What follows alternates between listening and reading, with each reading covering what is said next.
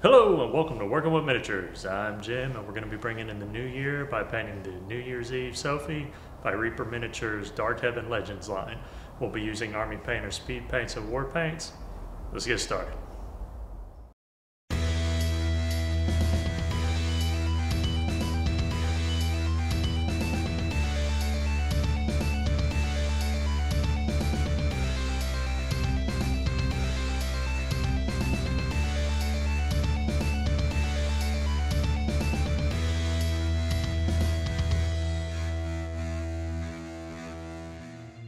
This miniature was primed previously with an airbrush, first with black primer followed by zenithal highlights of gray and then white.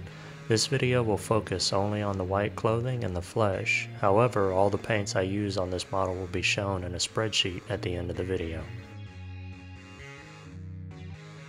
The first shade is a mix of the base speed paint and a darker slightly blue speed paint.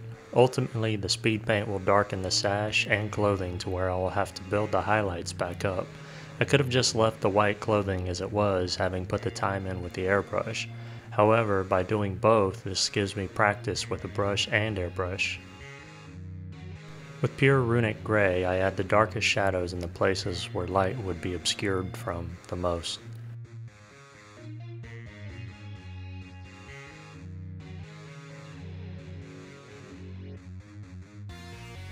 For the flesh, I continue changing up how I'm doing it slightly, but the colors consist of the same general tones used for all the Sophie miniatures I have painted previously this year. With the lighter flesh color, I begin building up volumetric highlights wherever the light would reach. This is easier with larger scale miniatures as the musculature is generally better sculpted. This highlight will cover roughly 80 to 90% of the flesh. I thin down the next flesh color and begin applying it, this time over about 60 to 70% of the flesh, further building up the highlight.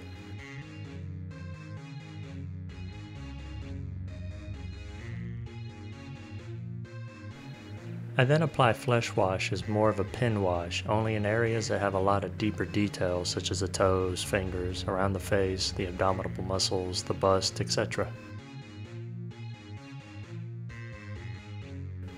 After the wash dries, I thin down the next highlight color and lightly glaze all of the flesh. This will help blend the previous layers, but I also want to be careful to not apply too much.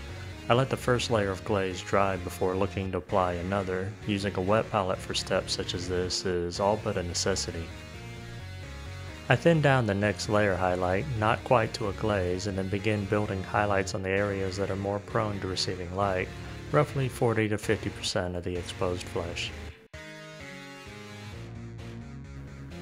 For the final flesh highlight, I thin down the next layer and apply it to roughly 15 to 30% of the exposed flesh.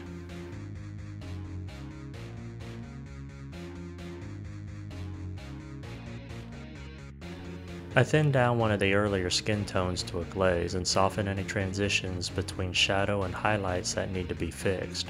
I take my time during this step as any mistakes may require that I rebuild highlights again. With the flesh mostly done, I varnish the miniature with Testor's Dull Coat Matte Varnish and return to the clothing, and add the first highlight over about 70 to 85% of the clothing. I continue building up volumetric highlights with progressively lighter colors, just as I did with the flesh.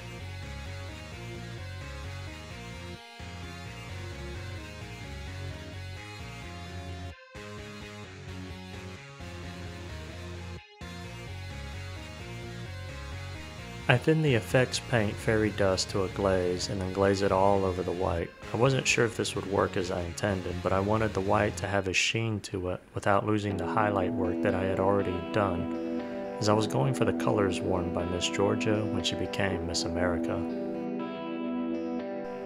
I then finished the highlights of the clothing with a thinned fairy dust that is more substantial than a glaze, just where the light would catch the most.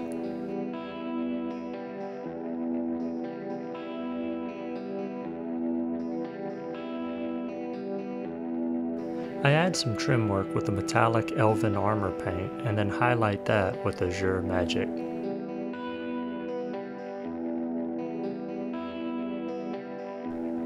I then finished the flesh with a glaze of garnet pigment toner where the body generates the most heat, such as the cheeks, neck, the bust, inner arms, and inner legs.